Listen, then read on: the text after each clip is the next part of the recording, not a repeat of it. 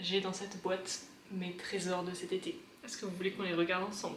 Écoutez, je pense que si vous avez cliqué ici, c'est que ça vous intéresse, donc on y va, c'est parti!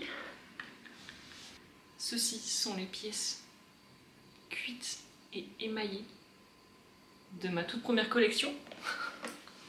Non, je déconne, c'est pas une collection, c'est mes premières pièces tout court. Alors, je sais pas si vous vous en souvenez de mes premières pièces, si vous avez vu regarder mes vidéos précédentes, vous les avez sûrement vues. Je sais pas si vous avez toutes vues. En tout cas, si vous me suivez sur Instagram, vous les avez probablement toutes vues. Je déballe.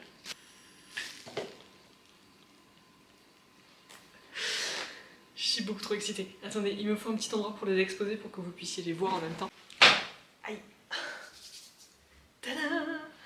Bon, c'est vide pour l'instant, mais vous allez voir que ça va se remplir. Bon, il n'y a pas tant de pièces que ça parce que il y en a que j'ai pas fait cuire, il y en a que j'ai pas fait cuire, qui sont cachés derrière ce petit rideau. On va éviter de tout casser. Là, ah, vous voyez rien. On a ce bol que j'ai pas fait cuire parce que je sais pas encore ce que je veux en faire. Voilà, est-ce que je veux en faire un bol pour boire dedans? Est-ce que je veux en faire un pot pour plantes? Je ne sais pas. Dites-moi ce que vous en pensez. Regardez, c'est gros comme ça. C'est très organique.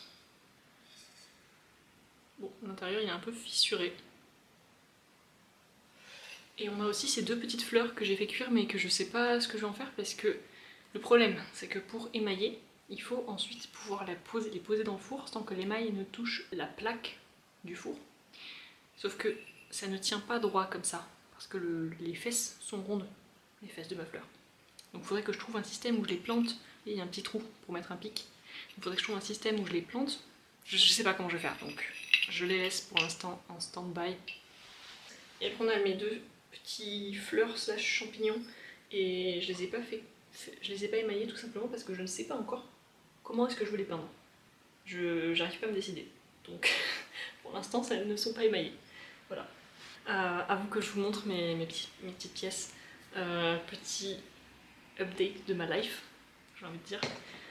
Qu'est-ce qui s'est passé? Eh bien, la dernière fois, je vous ai dit que j'avais emménagé.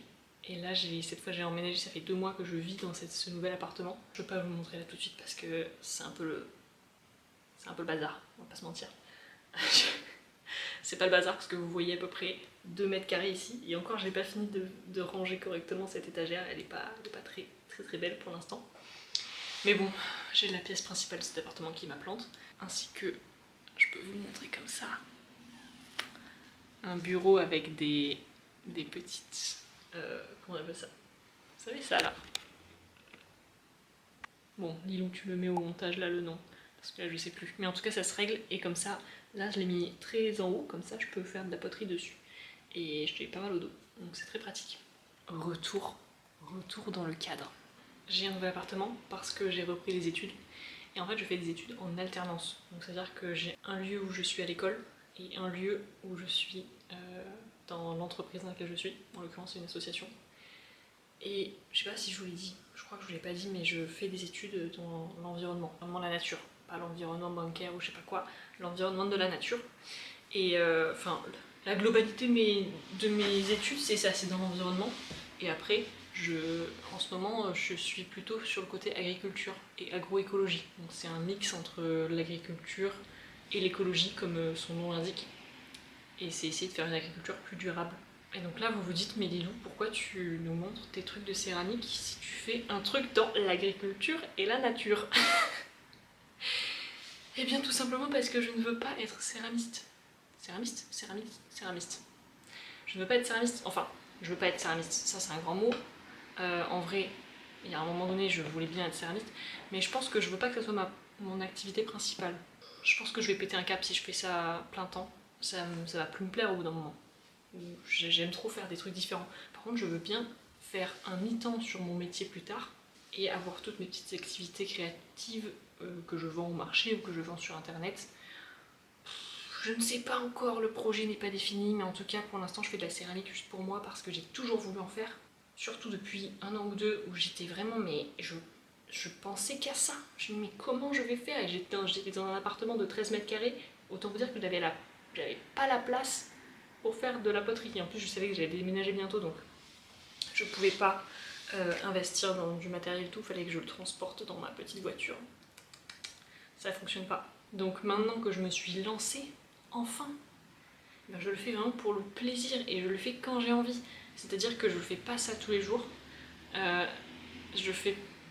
Là je vous avoue que depuis 2 mois que je suis à nouveau en activité, parce qu'avant j'étais en vacances en fait, quand je vous ai fait les 2 vidéos précédentes, j'étais en vacances donc je pouvais le faire autant de temps que je voulais dans la journée. Mais là je rentre le soir, je suis fatiguée, où j'ai juste la grosse flemme parce que je sais que je vais devoir tout nettoyer après.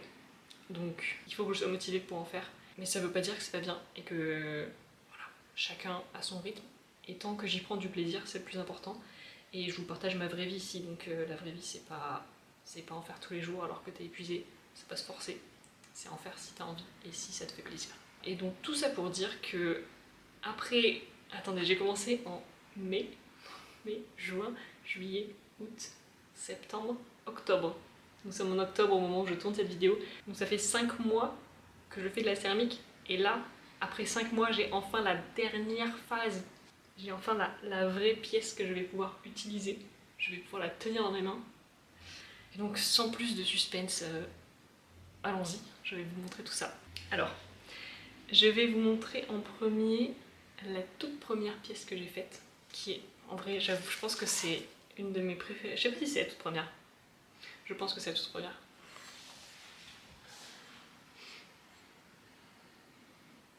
Waouh!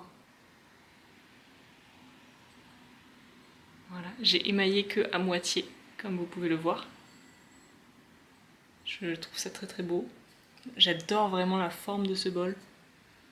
C'est très organique. Je sais pas si vous voyez ce que je veux dire quand je dis que c'est organique. C'est-à-dire qu'on voit les traces des mains, on voit que c'est de la terre, on voit que ça a été façonné. Ça a été façonné. Et ce petit pied là, vraiment je l'adore. Je l'adore d'amour. Voilà. La première pièce. Ensuite, on a un très beau bol fleurs. Alors ça, je savais pas comment les engobes ils allaient ressortir. On voit quand même bien les traces de pinceau. Mais je pense que c'est quand même très joli. Waouh! Et alors ça, c'est dans quasiment toutes. À l'intérieur, il y a... ça craque. Je sais pas si vous allez voir à la caméra que ça craque. En tout cas, il y a des fissures. Et les fissures, elles y étaient déjà à la première cuisson, au biscuit. Et donc là, cette fois, j'ai demandé au gars, mais est-ce que vous savez, enfin au gars, quand je dis au gars, je vais faire cuire mes pièces dans une entreprise qui s'appelle Solargile. Il y a des employés qui sont là pour te conseiller. Et donc je lui ai demandé, mais qu'est-ce que c'est que ces fissures? Donc il m'a dit que c'était probablement dû au séchage, que ça a séché trop vite, ou avec des courants d'air, ou avec du soleil en pleine face. Et c'est vrai que c'était en plein été, en pleine canicule quand j'ai fait ça, donc c'est fort possible qu'elles aient pris un coup. Normalement, les prochaines ne devraient pas être comme ça, parce que là, je les ai fait sécher très lentement exprès pour que les fissures n'apparaissent pas. Ma tasse numéro 1. Ensuite, on a la tasse cadeau pour mon frère. Parce qu'il aime bien l'Égypte et tout, donc... Oh, wow. Avec le petit truc là. Elle est aussi très belle. L'émail, je l'ai... Peut-être que je pourrais essayer de la faire descendre plus bas la prochaine fois. Je sais pas. En tout cas, les couleurs ressortent assez bien. C'est vraiment très beau. Mais on voit quand même bien les traces de pinceau. Je sais pas comment faire pour pas qu'on voit les traces de pinceau. On testera. C'est peut-être juste de l'entraînement en fait. On reste sur les tasses. Après, c'est plus des tasses. Ça, c'est la dernière tasse. Ça, c'était la tasse que j'ai fait pour mon copain. Voilà. Mais là, on voit vraiment bien les traces de pinceau. C'est... Je sais pas si... Je crois que j'aime pas trop le fait qu'on voit les traces de pinceau. Par contre, celle-là, elle est pas du tout craquée. Donc je pense qu'elle a séché suffisamment lentement. Et elle est très agréable à tenir en main, elle est très ronde, vous voyez, on peut la tenir par-dessous comme ça là, ça j'aime bien. Et il y a suffisamment d'espace pour les doigts. On peut la tenir comme ça, voilà, on peut la tenir comme une tasse au final, mais j'aime beaucoup. Voilà, je suis tellement fière. On va passer sur le petit porte-savon. Il est trop mignon. faut que je le... C'est aussi très organique. En fait, je crois que j'aime bien ce côté organique. Et c'est très blanc par contre, c'est vraiment très très blanc. Je suis étonnée par la blancheur. Après, c'est vrai que j'ai pris quand même une faïence extra blanche. Donc vu que j'ai pris une faïence extra blanche, jusque là, c'est normal si c'est extra blanc. Mais c'est vraiment très très blanc quoi. Le dessous n'est pas émaillé. Hein.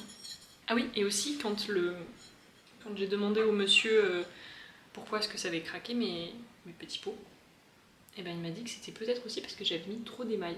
Je sais pas si j'aurais sorti la vidéo où j'émaille avant ou après celle-là. Je pense que je vais la sortir avant, histoire que ça soit logique. En tout cas, j'avais fait 2 couches. Et donc j'ai dit au gars, j'ai fait 2 couches. Et il m'a dit, what the fuck. Il me dit, mais pourquoi t'as fait 2 couches? Je dis, bah j'ai vu ça. T'as vu ça où? Je dis, bah j'ai vu ça sur internet. Et elle fait, et ben voilà, qu'est-ce qu'il faut écouter? Il faut m'écouter moi.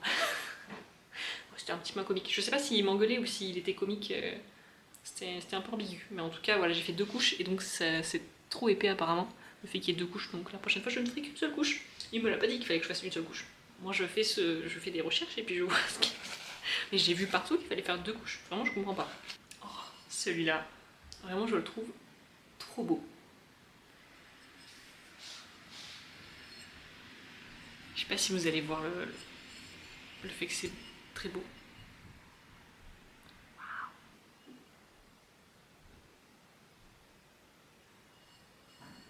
Donc c'est un petit repose-cuillère et grattaille, sauf que ça va pas gratter grand chose parce que c'est très...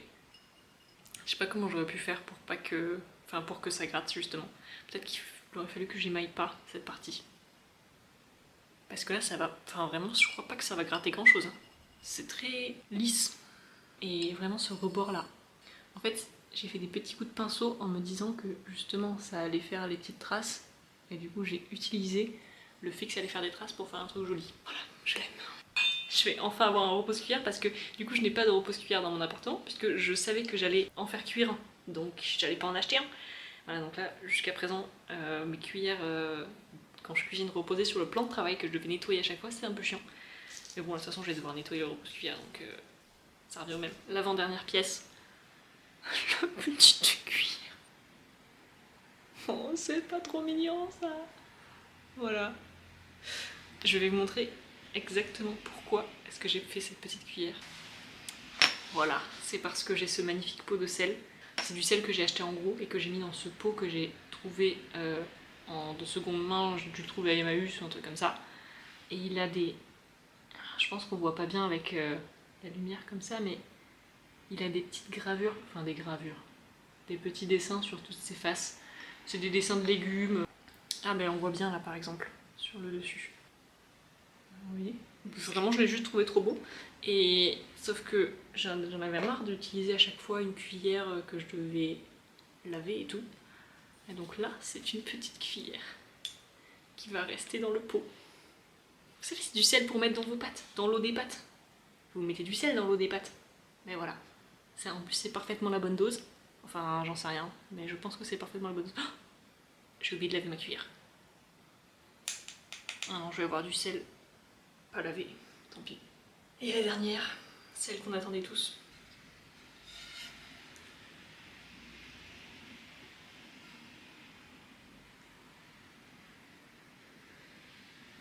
L'assiette bancale. Elle est là. Et elle est fissurée. Et oui, elle est fissurée. Je sais pas si vous allez pouvoir voir. Là. Vous voyez un petit peu juste ici. Vous la voyez la fissure?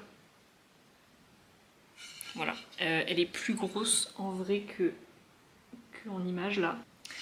La fissure, mais je ne sais pas ce que je suis censée faire avec... Ah, il y en a une autre là de fissure. Il y en a une sur ce bord là.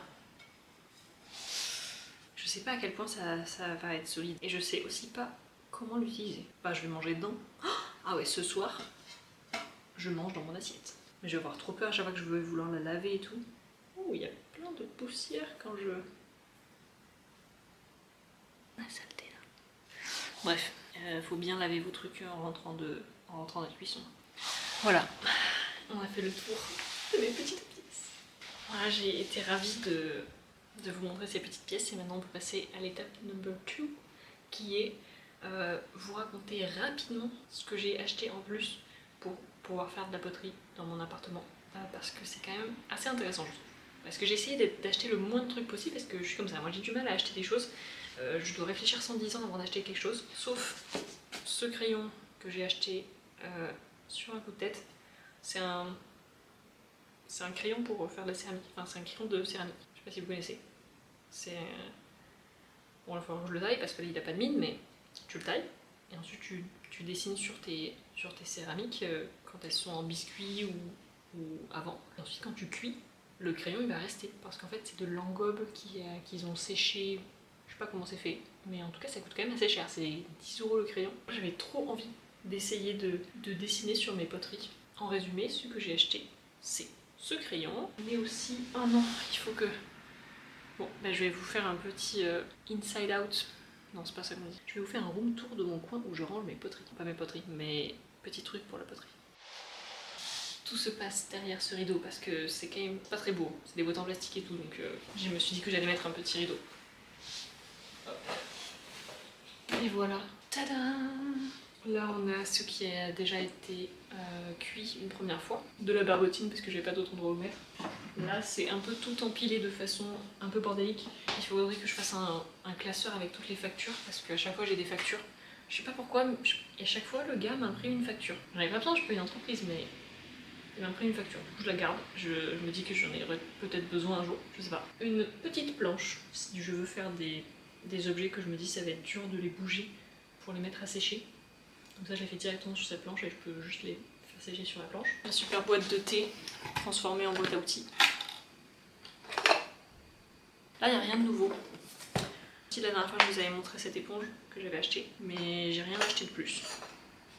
Donc, si vous voulez voir ce qu'il y a comme outil, ben... Bon, mais je vous ai jamais fait un room tour de mes outils. Je vous ferai une vidéo plus détaillée sur tout ce que j'ai et tout ce que j'utilise pour faire de la poterie dans mon appartement de façon très minimaliste. Là, c'est vraiment un très rapide. Un gros seau, un petit seau, un moyen seau, une règle, toujours utile. Les gars, j'ai investi. J'ai investi dans un rouleau à pâtisserie. Et pas pour faire de la pâtisserie, ni pour aller taper des gens. C'est pour faire des plaques. Voilà. Alors vous vous en doutiez probablement, mais en fait disons qu'avant j'avais un manche à balai. En fait, le manche à balai ça fait mal aux mains parce que tu le roules aussi sur tes mains. Alors que là, ça roule. Vous voyez? Et donc quand tu roules, tes mains elles ont pas mal. Elles se font pas rouler aussi. Je sais pas si c'est clair. Et en tout cas, je ne voulais pas acheter de rouleau à pâtisserie parce que je me suis dit, t'en as pas vraiment besoin, t'as un manche à balai. T'as un manche à balai, tu vas pas acheter un rouleau à pâtisserie. À 16 balles en plus, ça coûte super cher, je sais pas pourquoi ça coûte aussi cher. Et là, je l'ai trouvé à 2 € ou 4 €, je sais plus, dans une brocante. Je me suis dit, mais c'est ça que je veux, c'est ça que j'ai besoin. Donc maintenant, j'ai mon rouleau à pâtisserie dans une brocante. Les gars, saisissez les opportunités quand vous les voyez. Les brocantes, c'est là où il y a beaucoup d'opportunités. Ça, c'est un bâton qui me permet si je veux faire des plaques justement avec mon rouleau à pâtisserie, et ben je sais que ce bâton fait 6 mm d'épaisseur, donc j'aurai une plaque de 6 mm d'épaisseur. Ah tiens, là-dedans on a quelque chose que j'ai acheté. Et non, ce n'est pas de la cocaïne ni de la farine, c'est bel et bien du PR 400 100. Attendez, je fais un petit problème avec les chiffres, je crois que je suis un peu dyslexique. PR 143 000, non, PR 1430, FR3, couverture brillante. Voilà. Donc c'est pas de la cocaïne, c'est tout simplement de l'émail en poudre. Donc ça va être une belle aventure, je pense que on le fera ensemble. La prochaine fois que j'émaille, je vais fabriquer mon émail, enfin fabriquer mon émail. C'est de l'émail transparent, on s'entend, faut juste que je mette de l'eau. Ah, j'ai déjà oublié combien il m'a dit. Il m'a dit la même quantité d'eau que de poudre, ou il m'a dit le double. Je sais plus. C'est un problème dont le mois futur aura la responsabilité. Ah oui, et je vous ai pas dit pourquoi j'ai acheté de l'émail transparent en poudre. Tout simplement parce que mon petit pot d'émail qui est juste ici, là, mon pot d'émail blanc, il est quasiment terminé. Et que ça coûte une dizaine d'euros, je crois. Alors qu'il y en a 250 grammes de poudre et d'eau mélangée. Alors que là, j'ai 1 kg et que ça m'a coûté pareil 10 €, sauf qu'il y a 1 kg. Enfin, vous voyez, le rapport quantité-prix, il est évident. Je vais ranger tout ça et on continue à parler. Et donc je voulais juste vous montrer rapidement le haut de cette étagère, puisque le haut de cette étagère comporte quelque chose d'assez intéressant. Juste ici, c'est là où je fais sécher les pièces que je fais depuis septembre. Vous allez voir qu'il y a un total de une pièce. J'ai un peu honte. En fait j'en ai fait plus mais c'est juste que c'était trop de la merde, du coup je les ai mis directement dans le bac de recyclage. Mais par contre celle-là, mamma mia.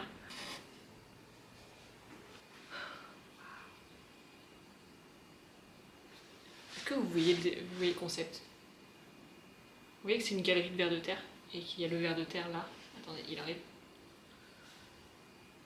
Vous le voyez en ver de terre? Bon, je sais qu'il n'est pas extrêmement ressemblant. C'est un lombric. C'est un lombric très ressemblant, certes. Mais il a le mérite d'exister. Et il a le mérite que je l'aime beaucoup. C'est pas un pot qui va servir à rien. C'est un pot qui va servir à mettre mes ustensiles de cuisine. Donc ça ira. Ah mais oui, je peux le faire assorti. Je pourrais le faire assorti à mon petit repose-cuillère vert. Je sais pas comment, mais je pourrais faire en sorte. Peut-être en faisant le liseré vert là, autour. Puisque de toute façon, c'est un lombric. Le lombric, il est dans la terre. Il y a quoi au-dessus de la terre? Il y a de l'herbe. C'est vert. Voilà. L'herbe, c'est vert. Donc, en tout cas, ce pot, je l'ai filmé, le processus, et il est sur mon compte Instagram que je vous invite à aller voir. Ça s'appelle Living with un point Lilou. Je vous mettrai. Je voudrais des petites étoiles avec là. Bon, j'arrête les conneries. Je vais reposer ça avant de le faire tomber. Voilà, et les deux autres pièces, je vous les montre. On a ce super pot que mon copain a fait. C'est un pot, voilà. Il voulait faire un pot, il a fait un pot. Je pense que je vais pas, enfin sur un accord commun, on va pas le faire cuire parce que on n'a pas envie de gaspiller de l'énergie et de la terre pour un truc que personne n'aime. Voilà, lui-même il a dit qu'il aimait pas son pot. Donc je vais pas faire cuire un pot qu'il aime pas.